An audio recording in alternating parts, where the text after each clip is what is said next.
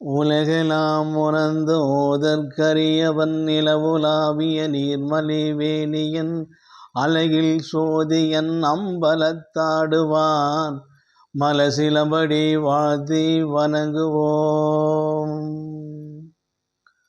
முன்னொரு காலத்தில் அணிதினமும் சிவனாரையே நாமங்களை சொல்வதும் பதிகம் பாடுவதும் பூஜிப்பதுமாக இருந்த மார்கண்டேயனுக்கு ஒரு நாள் மரணம் சம்பவிக்கின்ற போது அங்கே யமதர்மன் பாசக்கயிற்றை வீச முற்படுகின்ற போது சிவனார் இடம் சென்று சரணாகதி அடைகின்ற போது சிவனார் அவனை எச்சரிக்கை செய்து யமதர்மனை காலால் உதைத்து மரணத்தை கொடுத்து பின்பு அவனை உயிர்ப்பித்து ஞானத்தையும் கொடுத்தார் என்று சொல்லப்படுகிறது.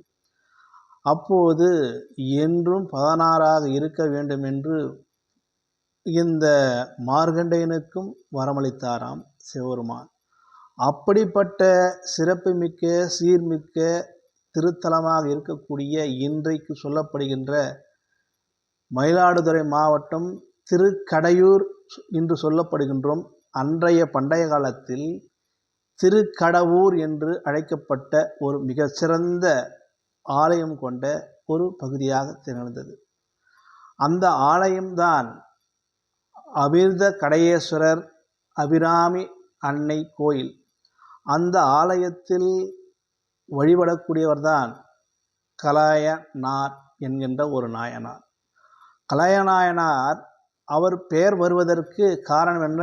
குங்குலியத்தை அணிதினமும் ஏற்றி வைத்து பதிகம் பாடி பாராயணம் சென்று வழங்குவது வழக்கம். இவர் 63 நாயன்மார் வரிசையில் வரக்கூடியவராக இருந்தாலும் இவர் அந்தனர் குலத்தில் சார்ந்தவர், அன்னந்தர் குலத்தில் பிறந்தவர்.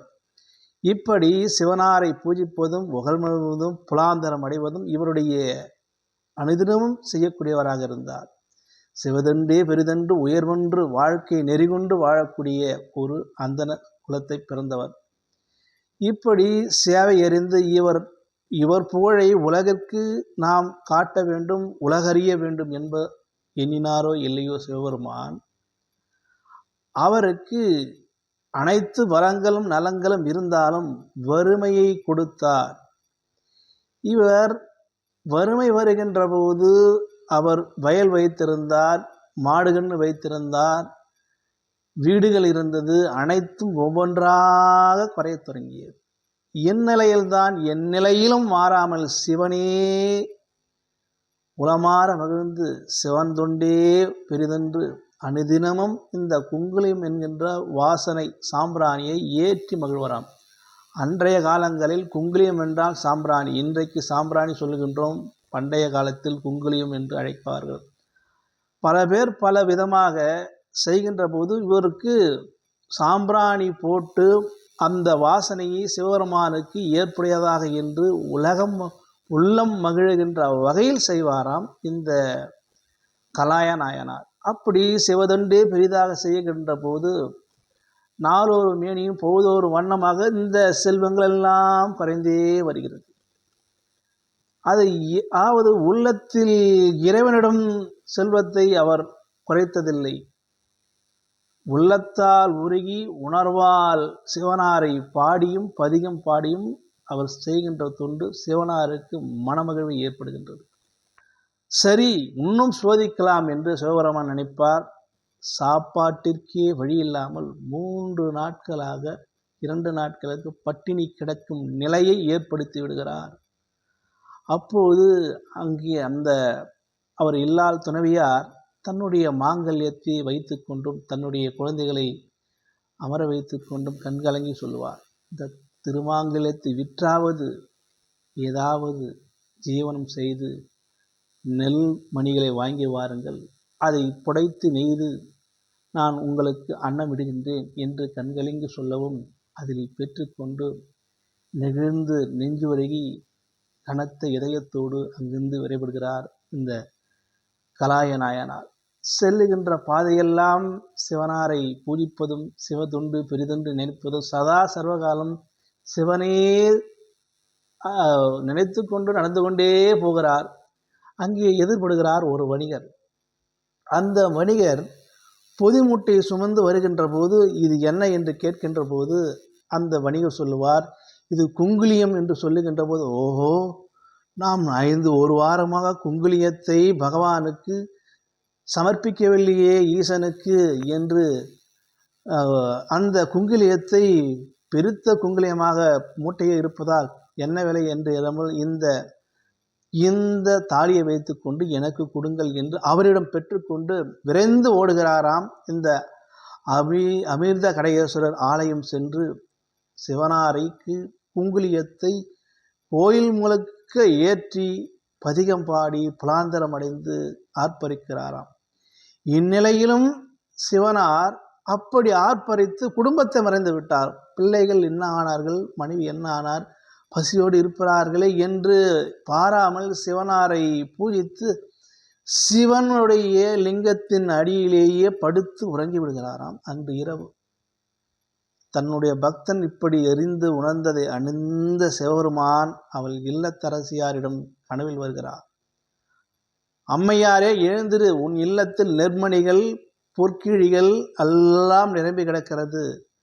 நீ இதை வெற்று உன்னுடைய கணவனுக்கு தொண்டு செய், அன்னாகாரம் புசிக்க காலையில் எழுந்து உணவு செல் சமை என்று சொல்லிவிட்டு அக்கணத்திலே சிவபெருமான் மறைந்து விடுகிறார். அது அதிர்ந்து எழுந்த அந்த அம்மையார் என்ன என்று பார்த்தால் சிவனார் அனைத்தும் நமக்கு நன்மை செய்திருக்கிறார் என்று பூரிப்படைந்து குழந்தைகளுக்கெல்லாம் அன்னம் செய்து அவர் படைக்கின்ற போது அப்போது ஆலயத்தில் இருக்கக்கூடிய இந்த கலாயநாயனாரை கனவிலும் வருகிறார்.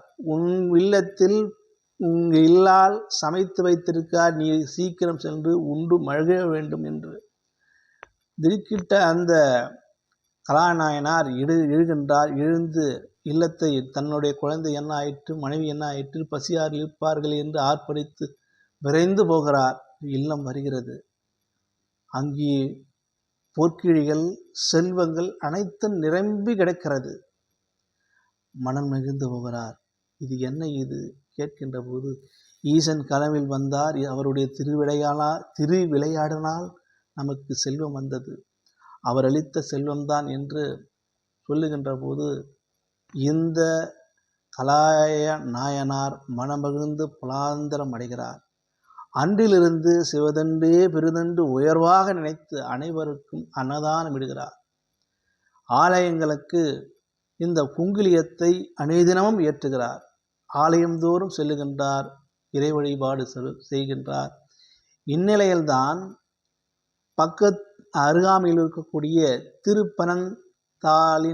திருப்பனந்தாளில் ஒரு தாடகை என்ற ஒரு பெண்மணி அனுதினமும் சிவனாருக்கு பூஜை செய்வது வழக்கம்.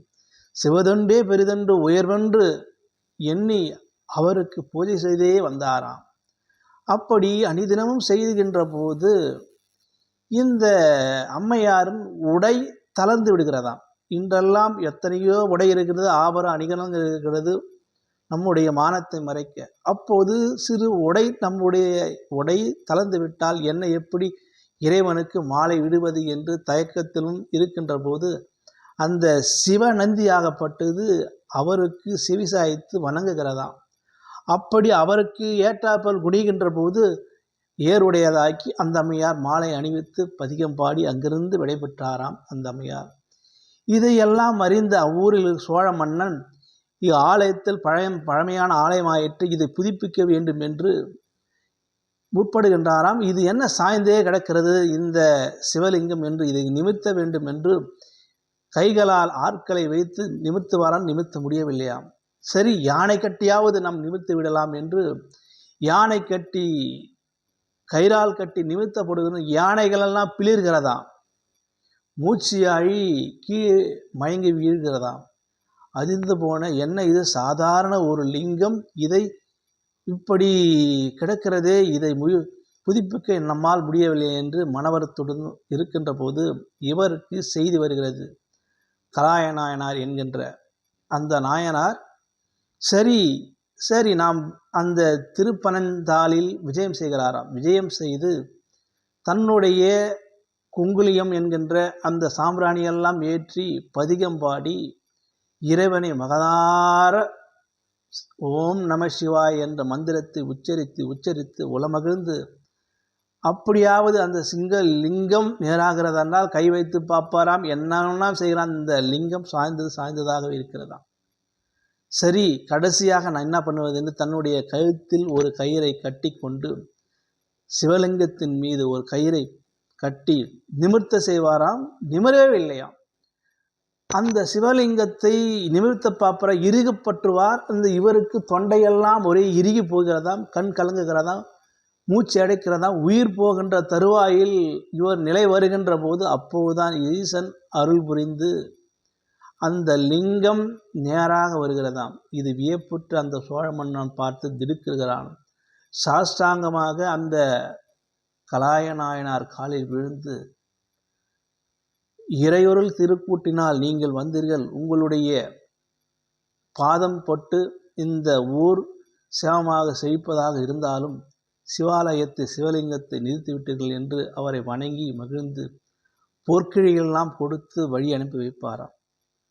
இப்படி பொற்குழிகள்லாம் எடுத்து வந்து தன் நாடு வந்த பிறகு கூட இந்த நாட்டில் அவருடைய